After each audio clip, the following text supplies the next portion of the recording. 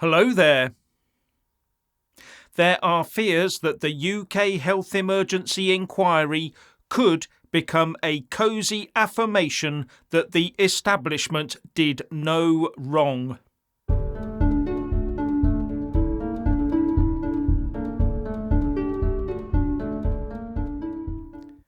So while most other countries have either conducted their health emergency inquiry or are getting on with it, we in the UK have only just got started, leading to suspicions that by the time it's finished, there will be no one who was affected left around to read it, one for the archives as it were. But now that it has started, other concerns are being raised. It seems that the number of so-called outside voices is being limited, where the full scope of the inquiry is concerned. As an example, I published a video a while back about scientists from Johns Hopkins University producing a report that throws doubt on how effective the stay-at-home orders were. But the Telegraph is reporting that the authors of that particular report have been given no assurances that their input will be included.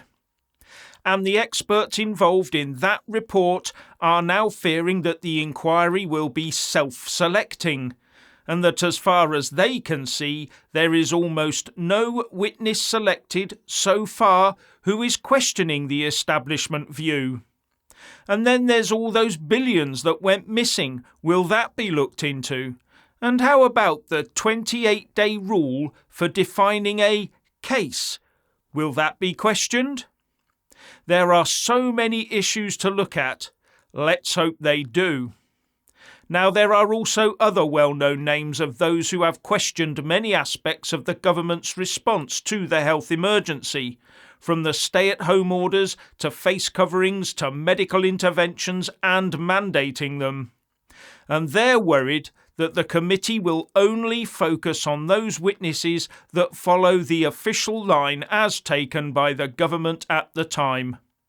And one of them is quoted in the article as saying about the committee, "They are focused on entirely the wrong issues rather than seeing the essential question at hand."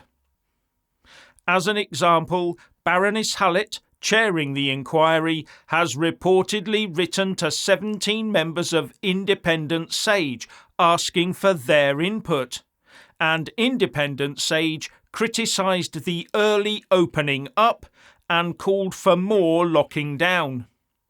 So maybe all the initial hoo-ha about getting hold of Boris Johnson's diaries was just puff to make it look like a thorough and independent inquiry.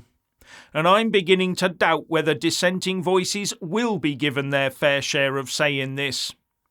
But you have to remember, the world's governments and supranational bodies now have a population control handbook, a global population control handbook, and the last thing they want is someone editing the most effective bits out. In fact, they want a report that will say we should have had much more of it, much sooner, and for far longer. As well as a report that slams Boris, of course. Now, the Mail is running with a story about a teacher, Roy Huggins, and what this story tells us is that our education system needs a big clear-out. A big clear-out of a woke ideology that will destroy children's education and further education for decades to come. And not only that, it threatens to destroy many young lives in the process. Nothing I read in that report can ever lead me to believe that proper teaching by dedicated professionals is now possible.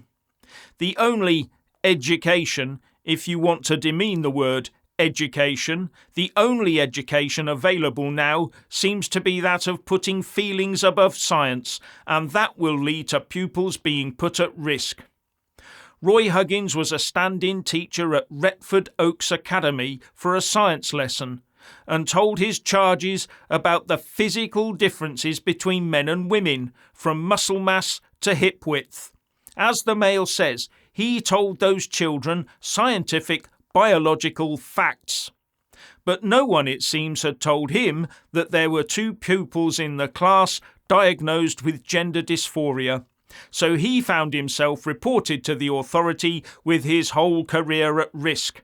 And the next thing he knew, he had a letter saying the Disclosure and Barring Service, the DBS, was looking at putting him on the children's barred list and the adults barred list, something that would obviously end his teaching career, as well as being something he would have to declare at every job interview. And the article goes into the things you are not allowed to say in schools about human biology these days, none of it making any scientific sense at all. This must be driving good people out of education, and I shudder to think what they're being replaced with. Parents, your children are at risk as never before. It seems that the Tories laughably want to prove that the defence of the nation is safe in their hands. Whereas the Tories say, under a Keir Starmer Labour government, we could end up losing our place in NATO and the nuclear deterrent. So the Conservative Party Research Department has put together a list of reasons why Labour can't be trusted with defence, and deposited the paper with the House of Commons. But we all know that they would both sign away the entire defence structure of the UK to put it under the command of Brussels at the drop of a hat, if they could get away with it. And the Tories have already started that move by last year pledging to tie our armed forces into the mobility structure of the EU Permanent Structured Cooperation, PESCO, and the clue is in the name, permanent, resulting in the requirement for the UK to always ask permission from Brussels if the UK wants to operate abroad. That is cast iron proof that you cannot trust the Tories with UK defence. But they've produced this one-page document. At least it's short and to the point, so as to outline the evidential basis for the statement made by Rishi Sunak on the 2nd of November 2022 that Labour was committed to abolishing the armed forces, scrapping the nuclear deterrent, withdrawing from NATO, and befriending Hamas and Hezbollah. And the whole thing revolves around Keir Starmer telling BBC Breakfast on the 26th of February 2019, well before the last general election, that, yeah, I do think Jeremy Corbyn would make a great Prime Minister. And the Tory Research Department then lays down the Corbyn security agenda that Starmer obviously supported, and possibly or probably still supports today.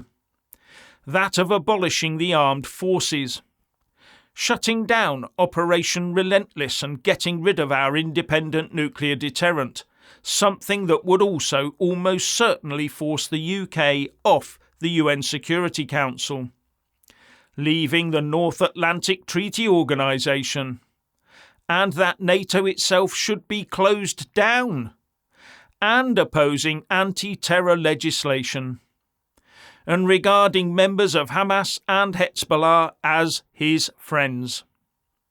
Now this might be in response to a question asking the Prime Minister to prove that Keir Starmer does believe in the Corbyn defence doctrine. As earlier in the year Starmer told the House at PMQs to great Tory mirth, as a country, we've always been at our best when we stand up to tyrannical aggressors threatening their neighbours and peace on our continent. That's why the Labour Party helped found NATO and why our commitment to NATO is as unshakable today as it was back then. No wonder the Tories were laughing. So everyone's claiming Starmer has always backed a non-Corbyn defence agenda now, are they? I don't believe that for one moment, nor do I believe that the Tories are any better. At the end of the day, both of them will ensure that the UK can never operate independently in the defence sphere ever again, nor have a credible foreign policy. What a pair of Richard. Well, well. Boris Johnson is now a columnist for the Daily Mail. And I notice he is straight in there, giving column inches to a slimming drug. Well, I suppose it's not the first time he has pushed a medical product, except this time he mentions that there are some side effects. I wonder if our Boris has secretly been trying to build a post-politics career as a drugs rep. If so, he is off to a brilliant start. After all, he managed to convince an entire nation to take a relatively untested and dangerous thing. For that, he should win an award for Best British Drugs Rep in the history of British drugs reps. Now, many years ago, he used to describe his £250,000 a year second job earnings, writing for newspapers, as chicken feed. Now, that should give you an insight into the mindset of these people we elect into Parliament. Oh yes, multi-millionaires on both sides of the benches. And all who seem to rise to the top do so. Well, it's very strange. Why do multi-millionaires seem to rise to the top? You know, if you're used to cooking your own food from scratch, you will know that scum always rises to the top.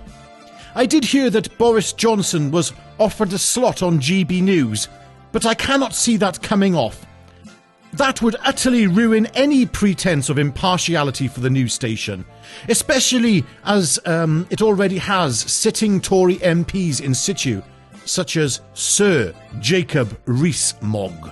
What I find amusing is that Boris Johnson, he drew parallels between himself and Julius Caesar in his latest column for the Daily Mail, which I find a highly questionable comparison, seeing as you would need a much longer to pierce any vital organs of Johnson. I think Genghis Khan would have been a better comparison, because both seem to have had similar sperm counts in their heyday, and I think Boris Johnson is probably still in his heyday. Anyway, what do you lot of stinky, sweaty proles think about what has been said and covered in this video today? Excrete your thoughts all over Jeff and myself in the comment section, and don't forget to check back tomorrow for one of Jeff's early risings. He may have an early rising around midday, and we will both see you tomorrow at around 7 p.m. Now go and have a shower.